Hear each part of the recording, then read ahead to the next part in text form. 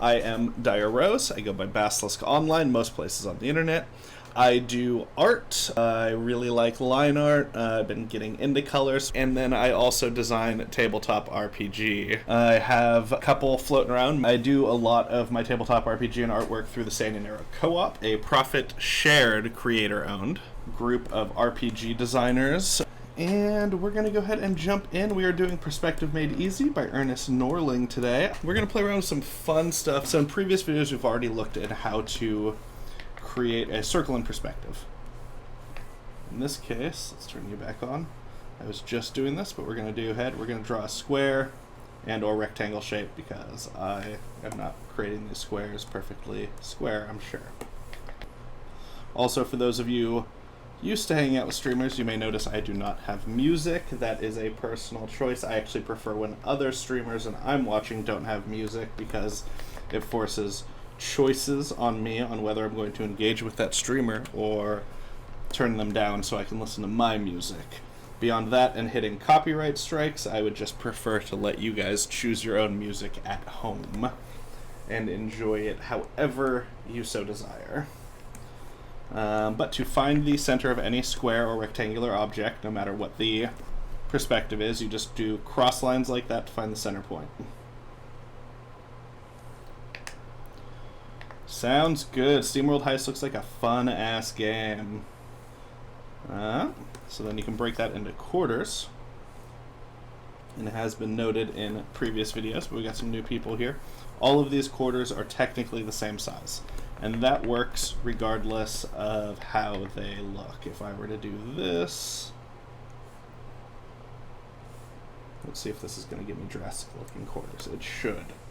And if it does, then you will see. Yes, perfect. So when setting this up, you get to do stuff like this. And then both of these are the same size as well. So it's a good way to find the center line on anything if you are in something where you have these fancy little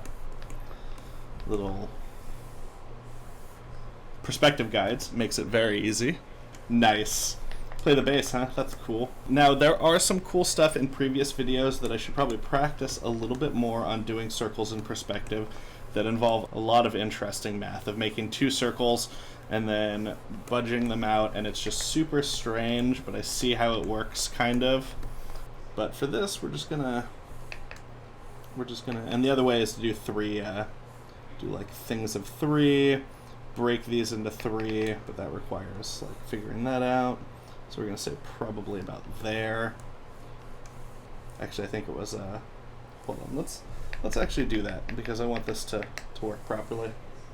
So we're gonna try to break this into three-ish identical pieces. Oh, more or less identical. It's fine if it's not completely, I suppose. I guess. No, that is not it.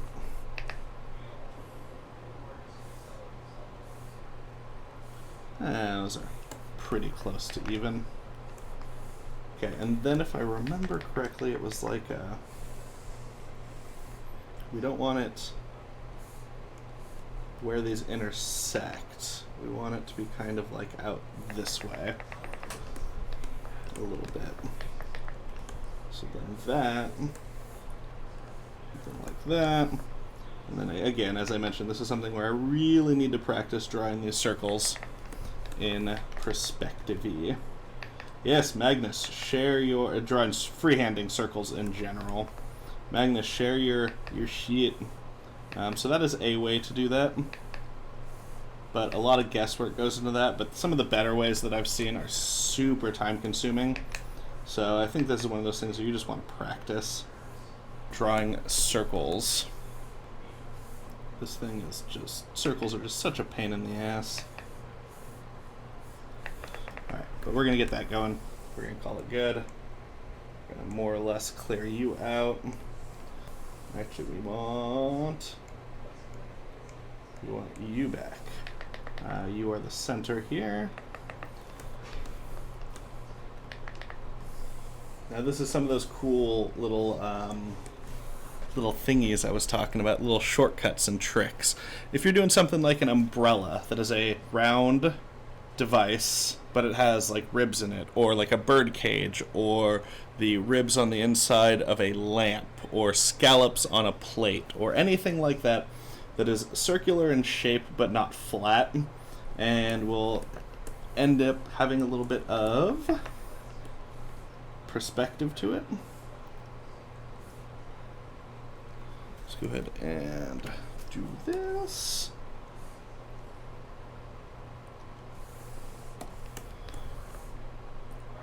So one of the things that this doesn't cover, that I would like to play around with at some point soon, is it doesn't cover any tips and tricks for measuring outside of the kind of standard guesstimations.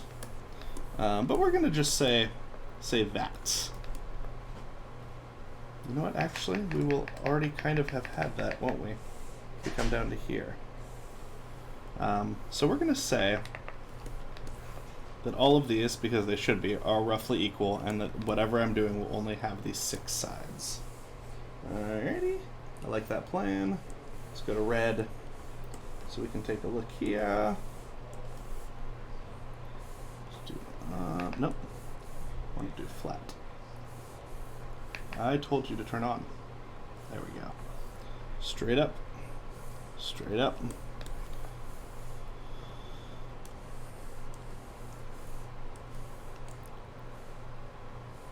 And then let's go ahead and say we got this umbrella. So this is the umbrella, actually.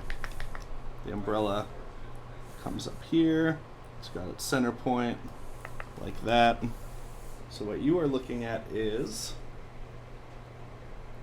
how do those...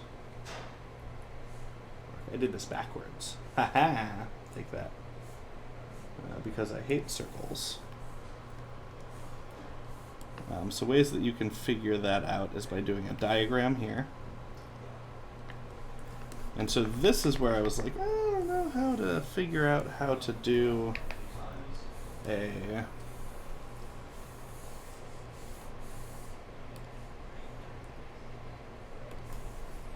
how to make sure that this is perfectly straight across, you know?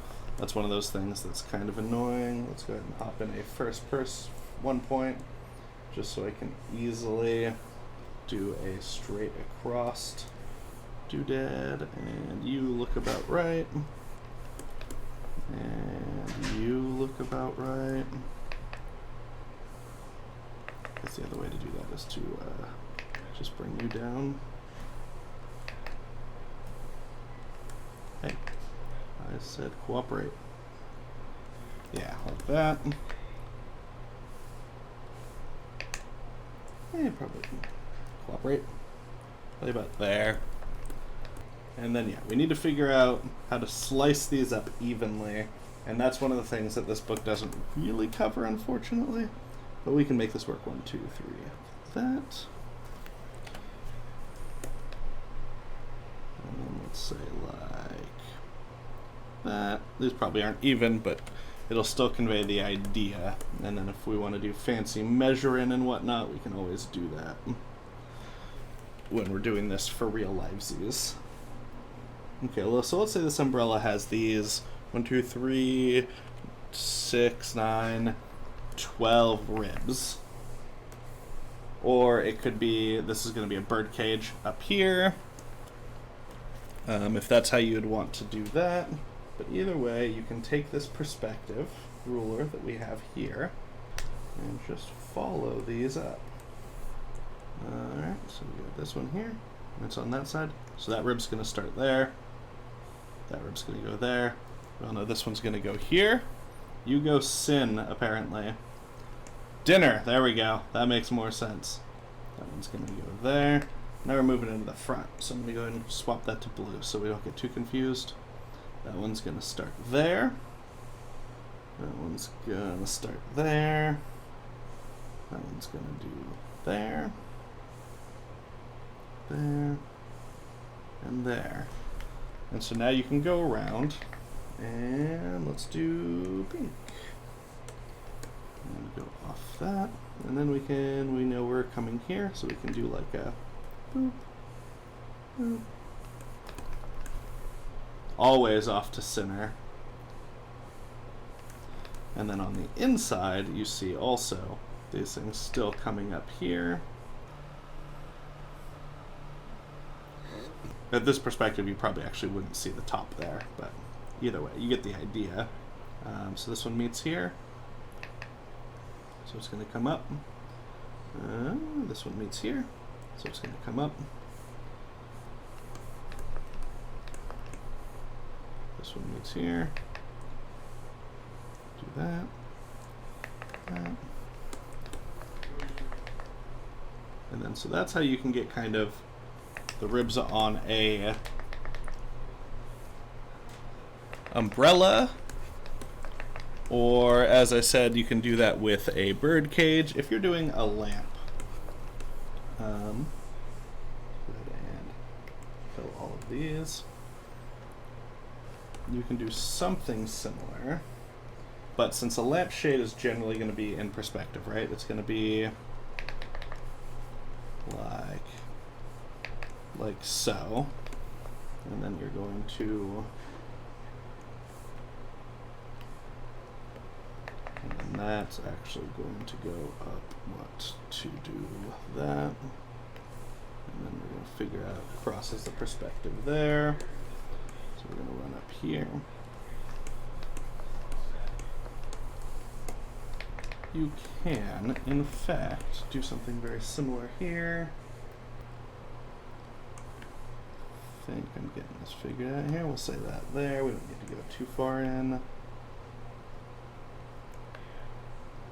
Just need it to be about outside. There we go. Oh, secure you. Okay, there we go.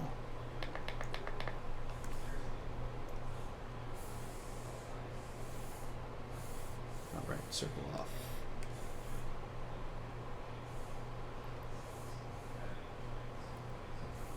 Okay, so we know that's the center point-ish of the circle. So we can say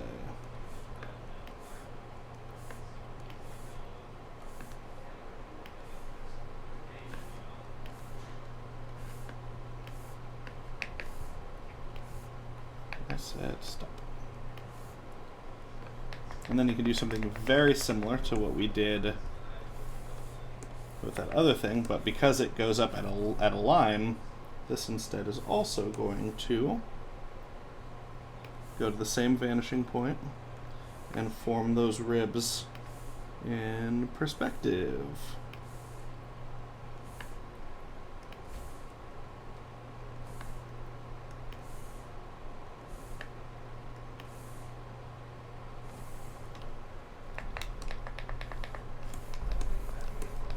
And so sometimes that's going to be easier for you to just do on your own down here, but there'll be times where you'll run into it and you'll just like want to go through and figure it out here, and then you wouldn't even need this bottom part, right? But there are going to be times where you might be in a weird perspective situation and this comes out really weird. I feel like the umbrella was a little better than the lampshade to me, because I feel like that's something where I'm always going to kind of try to finagle where that umbrella ribs are. So that was super helpful to me there. But you can do this with anything that has scalloping or horizontal or parallel lines, that sort of thing, especially that's coming out of a circular shape. I guess theoretically you could do it for a square shape too, just by doing the same thing with a box, getting it broken up, following those lines up. And so that actually finishes that. Now we're going to get into something we've touched upon in a little bit, but this is dividing surfaces in various ways based on perspective and whatnot. So if you draw a brick, we all know that this program loves itself its bricks. Bricks are the building block of everything, from even if they're circles or round shapes, you generally start off thinking of them as a brick, at least once you're getting it figured out. And then you kind of, as an artist, there's a lot of steps that you're encouraged to go through that eventually go away. Like, they're done in your head, but you don't necessarily always do them all on paper anymore. So we're going to say that this surface is dissect it into 3, not a eraser. And then also, by all means, let me know if you have any questions, if you want to see something again, if anything doesn't make sense, or you want to see how it would apply to a specific thing, and I will try to make that work.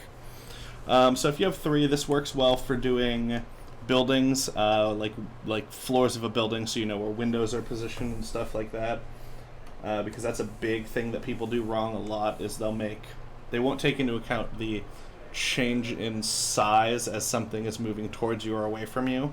So when they're setting up their building windows, when they're going away, or doors, they start making those windows gigantic because they don't break down the perspective enough.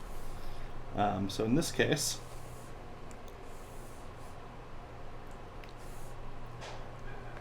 you do that crossbar line like I showed you there. You only need to do 1. And then in this is breaking these down in 3 even pieces, provided that these are also 3. These are going to be slightly off because I didn't measure them. But if everything was equal, these would also all 9 be equal squares. And you can do that with as many as you want. And it also works in perspective, which I'm sure this book will get into, and I have done in the past streams already. Let's say 1, 2, 3, 4, 5. You're not going to be quite all the same, but we all know that if I was measuring these, they would end up the same. And so here, we do the same thing. Wherever these 2 lines meet, that becomes an up-down parallel. Or, not parallel, up-down perpendicular line. Perpendicular, I think.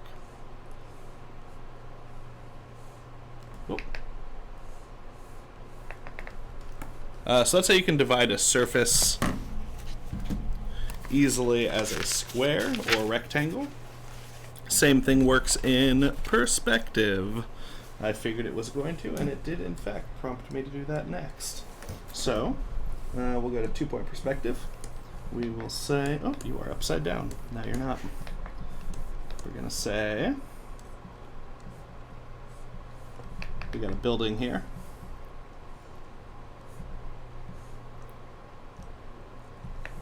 And that building is going to go way off into the distance. Off into the distance it goes.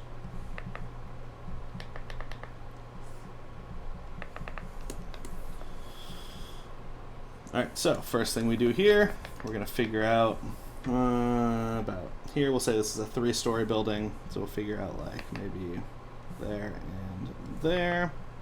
And we'll say there. Those aren't quite even, but again, for the purposes of this, even enough. So, important thing to know here, with perspective in mind, this right here is the same height as this right here.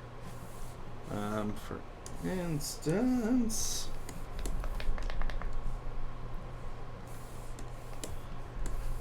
that's the change. The closer it is to you, the bigger it is, so that floor there is almost as, there's a little taller actually at the end, as, or a little less tall than 2 floors in the end. Then we go, whoop. And this is something that I've done a few times previously, so this is something pretty quick for me to pick up again. So again, we move into this position where, all things being equal, this whole square is exactly the same as this whole square.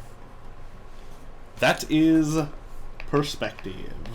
And so the issue we run into a lot of times when you're just kind of eyeballing this without thinking of that is, let's go ahead and say that, you know, someone's doing windows on here and they do like a window on each of these, and I'm just going to fastball this. And then they ballpark kind of how small they think it should change, and they never ballpark it enough. And they start doing a little bit smaller, but it's like by the time you get there, those windows would be gigantic. So being able to break this down properly into its individual portions can be very helpful, especially for doing a lot of layout. This is stuff you want to do early on in most projects. If you're going to do it, you're going to want to lay it out and keep it in mind. But unless you have a lot of hard lines, doing this during, probably not the greatest. So using the same building, we're going to split this into furthermore. How are you doing today, Katikia? Are you up to anything fun or exciting? We're going to go and break these up into yet another level. First thing kind of works. And then buildings are not split up quite in the way that we showed there before, right? You don't have, for the most part, things separating them. So what all of these windows, all of these lines connecting are going to end up being when I do this now is going to be window locations.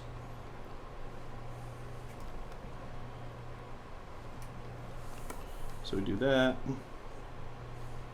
and then again, as it gets farther away, these guys get closer together. Anywhere these points meets is an up and down angle. And so again, this here, same size as this here. At lunch at work, nothing exciting. Well, I hope lunch goes well for you and that your work isn't too bad. And then this is just kind of, so at this point, then you're going to go in there and you fill in some windows. Here. And that's kind of making the building there. So yeah, it says, when the brick is drawn in perspective, this method of dividing still holds true. The spacing of the upright division is correct according to perspective. This holds true for as many divisions as you wish. You can do this millions of times. Take forever, but you could do it. Right? Actually, most exciting time of the day is when you get to run. Just flee from work entirely. Let us draw a building with 8 rows of windows, equally spaced. First divide the corner into 8 equal parts. I didn't do 8, but close enough. Extend lines from these points to the vanishing point of the building. A line from the corner to corner. This method can be used for rows of columns, buttresses, panels, trees, or any other case where it's necessary to divide a length into equally spaced parts. A very similar situation you'll find yourself in is, let's say you have a fence coming out from a perspective point. We'll say there. You know what? You are... Oh, that's right. We're in 3-point perspective, so we want to be down here.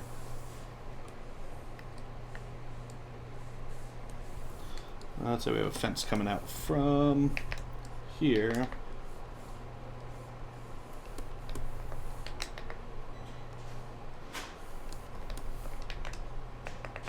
So we know that this continues on, because that's how perspective works and how fences work. As long as it's moving a straight line, it's going to go that way. But you only have 2 posts. You have this post and this post. We'll do something fairly similar to what we've done in the past. You can break this up like we did with the cube previously to find that center line. And then you can run the center line through.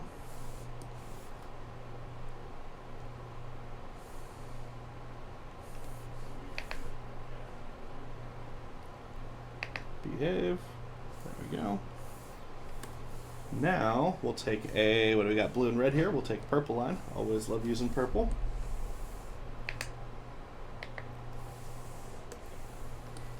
And we'll run a purple line. And so where it crosses that middle line we know is the middle point, so we can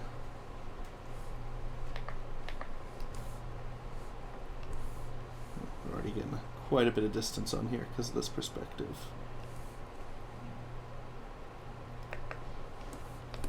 Ooh, I started that off big. That's fine though.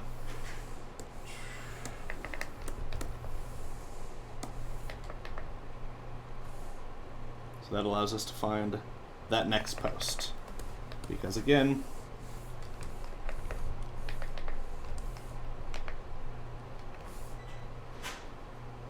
when you do a cross, that's how you find the center line of a square.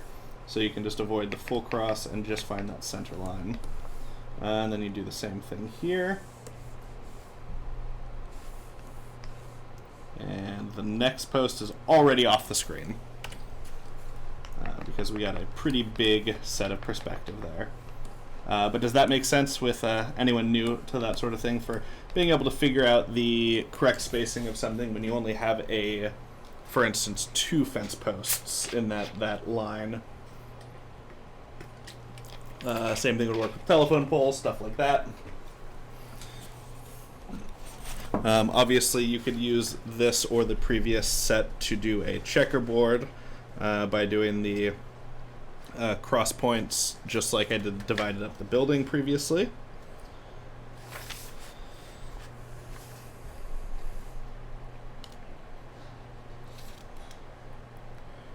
Perspective when spacing is irregular. Yeah, there's a lot of cool little stuff where it's like, I never would have thought about that, but now that you pointed out, that makes sense. Okay, let's see here. Okay, so yeah, that's another thing here we wanted to do first. Wish to draw the checkerboard, we'll carry up lines. The area can be increased by drawing a line cornerwise through a row of checks out beyond the board. If your drawing is correct, the line. Okay, so the area can be increased by drawing a line cornerwise through a row of checks out beyond the board. The diagram then shows this method. So here's, for instance,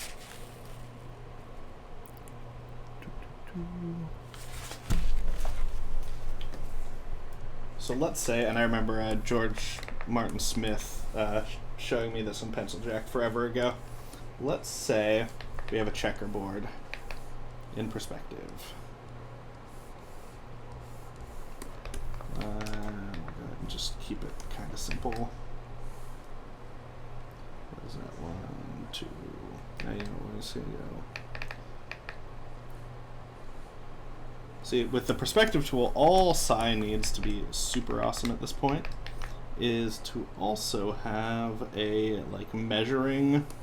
easy measuring where you just kind of slide it and it would tell you how far apart things are. That would be fucking lovely.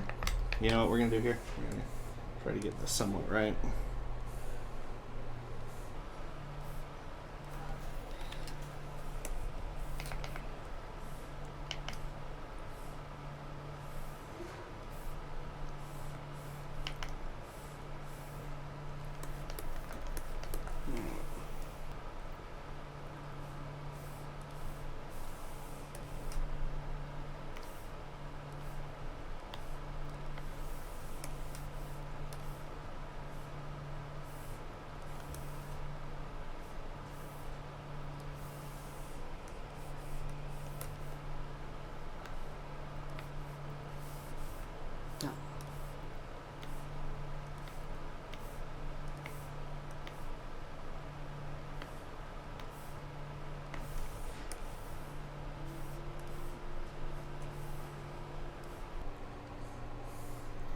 Okay, so what we have here is a checkerboard where all of these are like these.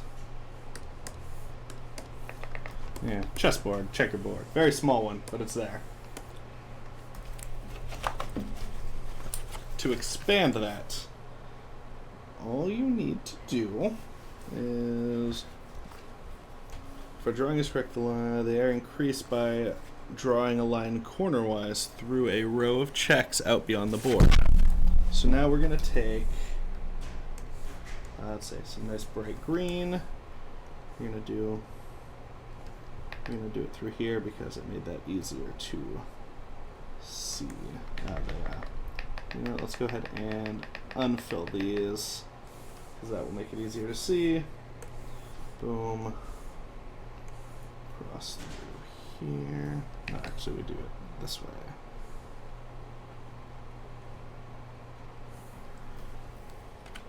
Let's do that.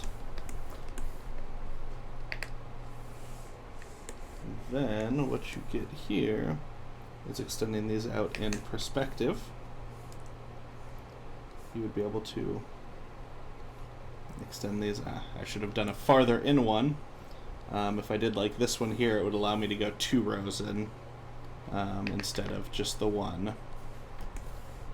So also one of the fun things about this tool is you see the way these lines go, so I can just follow that and whoop, hit right there. Perfect.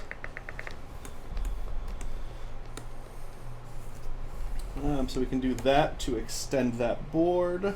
If I wanted to, I could do, say, what do we want to do here?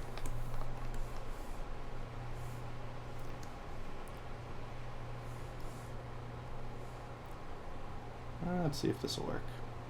It will kind of work. So we'll do that.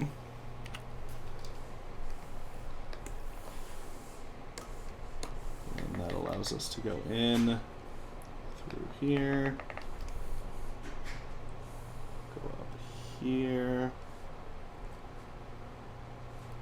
do that, and then just continue it. So we see how that works. If you have, say, a set of checkboard or a set of tiles on the floor, you need to extend that out. Does that all make sense to everyone here? Do you see how and why that works? Do you need me to go over anything with that? I think I got it figured out. It's going to be internalizing that. A lot of this stuff is like stuff that you're like, yeah, that makes sense, and then you don't remember to do it unless you make use of it. Luckily for me, I get to see all this over and over again when I'm doing video editing for this to get these up, so it kind of helps there too. But yeah, a lot of these are stuff that's like, oh, that's super cool, and then you just never do them again, and then you forget about them, and then it comes up again like 2 years later, and you're like, oh, that's super cool. And that's the cycle of learning cool tricks with art if you don't immediately start using them. Perspective Made Easy by Ernest Norling. I would strongly suggest this book. So when the building has an irregular spacing of windows, the diagonal method can be used in the same manner as an even spacing. Take a strip of paper and mark the spacings of the doors and windows using the side of the elevation for measurement. Okay, hold on. Alright. Give me a moment to look at this. Okay, so we're going to do this step by step.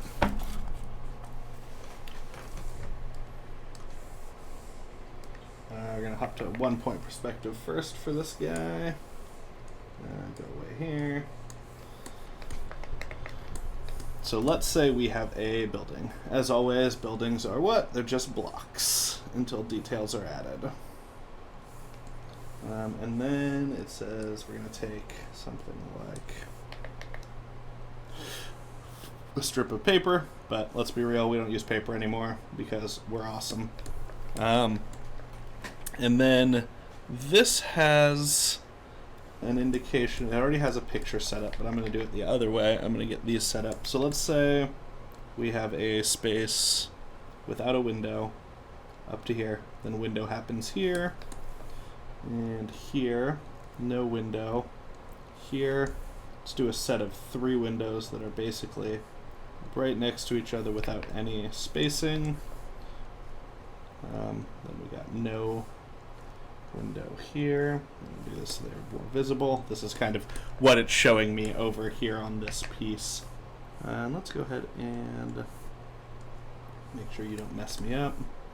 We'll say window. We'll say just a very little space without window.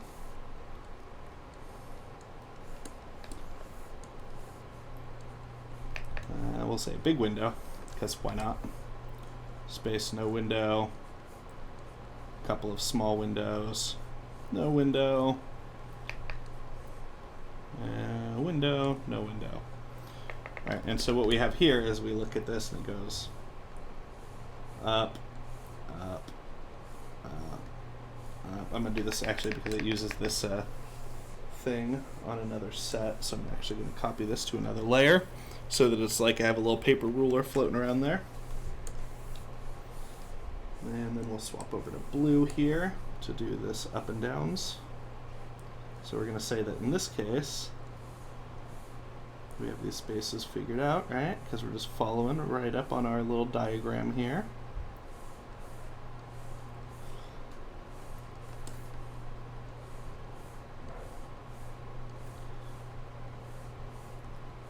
And then this is generally a 2-story window. I'm actually going to make this the door, so it's going to do like a, we'll say it's a door like that, as opposed to a square door, because that's what it looks like on this here picture. And we'll also make it very tall. And then we got what? We got a window here.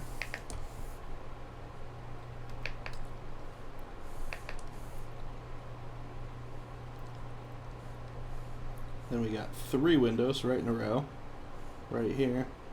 They are basically, there's like a little divider, but not actually any wall there. Then we got another window here. Then we're going to do the same thing here.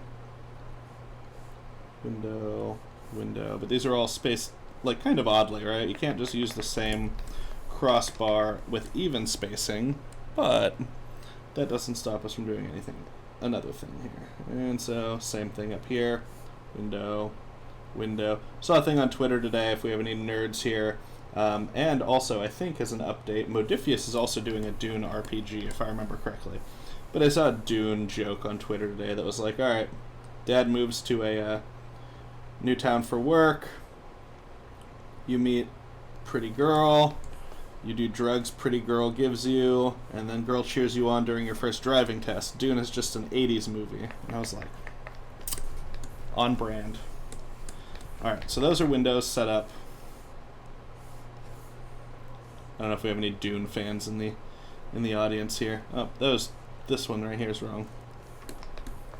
Yeah, right? Well, I don't know. Yeah, okay, any Dune fans. Dune's been off my radar for a while, but I'm still familiar enough to grab that.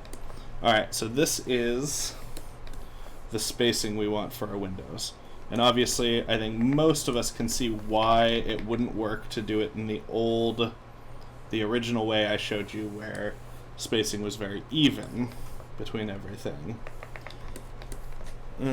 So, now we're going to shift over to this next page.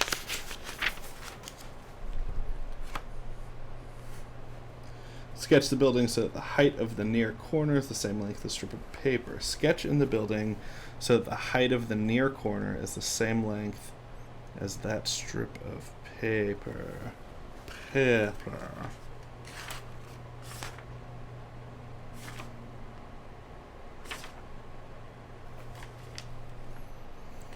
Mark off these spaces and extended lines from these marks to the vanishing point to the side of that building. Please hold.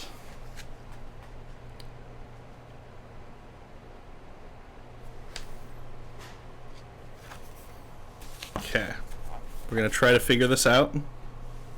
This is one of those times where it's like, okay, now we're gonna see Dyer fumble around for a bit until we get this figured out. Alright, we're going to go to a 2-point perspective. We are going to use this as a guide.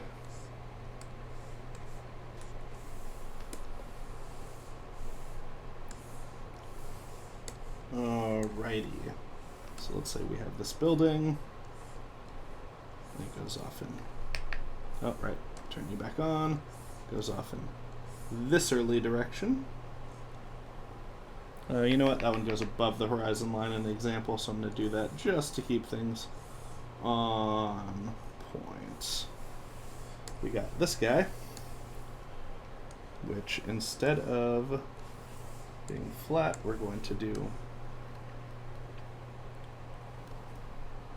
this way. I mean, I have had my share of monstrously eatable... Oh, okay. Interesting. Okay, so let's see if we see if this works out. Rotate. Counterclockwise that way? Yes. Let's see if this works. Let's see if this works. And so we're going to want to just shrink you down. That's essentially what you did there. Yep.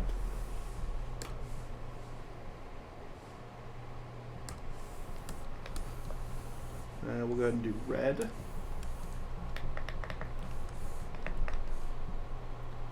Alright, so you're coming from here,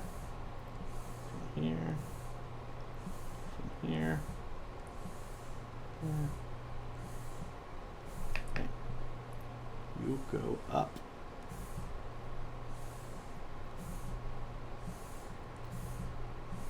And then it's going to operate. Okay, I'm seeing why this is working.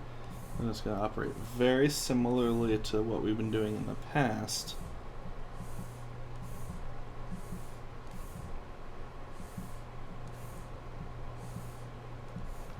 Where when we grab this, go across here, let's do smaller.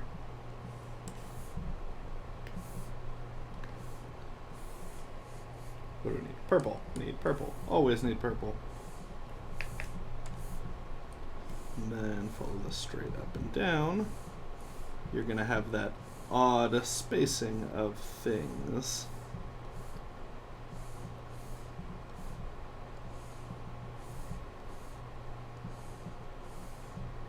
Or are you?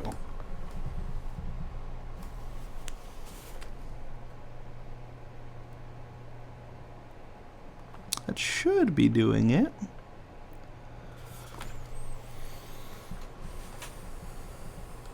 Oh god, yeah. Undo.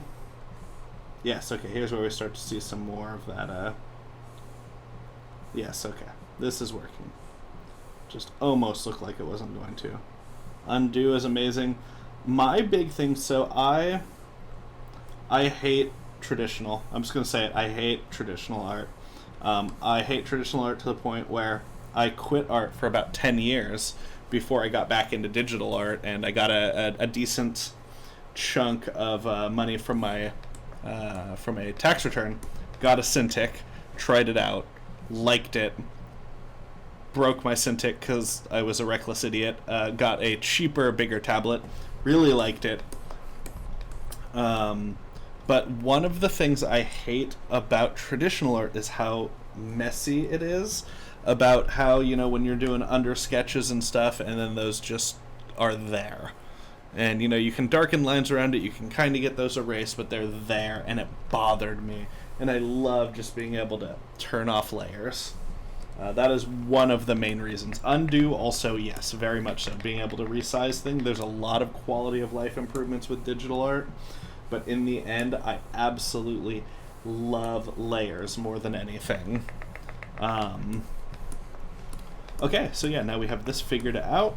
And then we know that, now let's see here. So that's figured that out. But we still have this weird thing. Building can be drawn smaller if desired, and so doing measure the strip. Okay, so in the future, I just kind of shrank this down, right? So the one thing that I think is odd here is this doesn't quite break down heights. And it doesn't here too. They just kind of arbitrarily seem to decide like how to set up. Welcome back, Haku. How to set up their own heights on this one. And it doesn't say exactly why you would want one over the other, but like, because we know a window's here, right? So that would make a window here. But it doesn't tell you why you know that this is like two things high. Because this breaks down this setup, but doesn't break down this setup. But we're getting right along.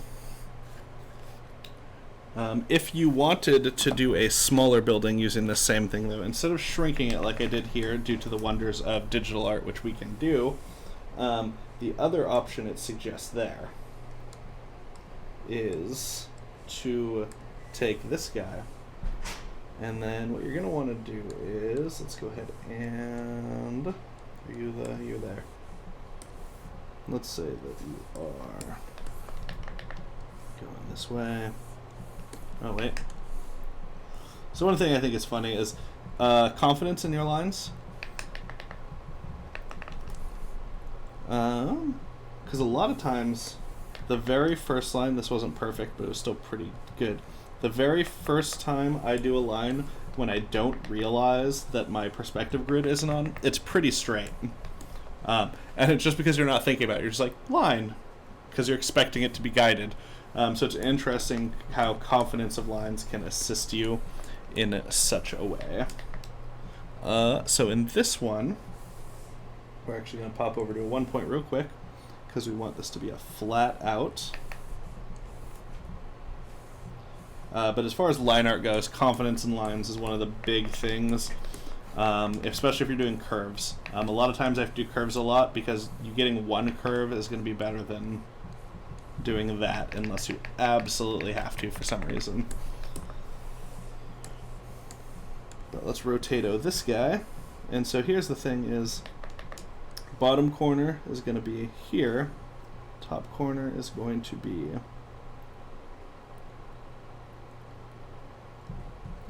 meeting there. And then with this 1 point perspective, you go through and choose these. Whoop. Choose these. And so that's how you would do that if you wanted to take this floor plan and apply it to something smaller, but you didn't have the ability to just shrink it with cool digital tools. Say you were doing it traditionally and you're actually using a ruler that you set up for the layout of the space. You would just set it up as diagonally as you needed to be for the size of the doodad, and then you'd be able to apply a very similar thing here for a non-repetitive layout. Sketch the building the size desired, then draw a horizontal line out from the upper corner of the building, which is what I did here in green. The spaces are then carried across the building by the use of horizon lines, which is what I was just showing here. Another method for spacing is shown on page 201, which is in 50 pages. We won't get there today. There are many methods that can be used to divide uneven spaces for perspective drawings. These are omitted here, but can be found in technical books on perspective. The method given here is simplified, practical, and easily memorized. And I guess, really, in the long run for this one, you could use a very similar principle for a cross in order to get the sizes of those windows and where they set up. And now we would be moving into shades and shadows, step 16, getting real close towards the end here. Ooh, we are almost a 3rd point perspective, which I'm excited and terrified for. That is one that I have very little experience with. I know technically how it works, but I've not played with it at all. I can't wait for that. But we're going to go ahead and call it here.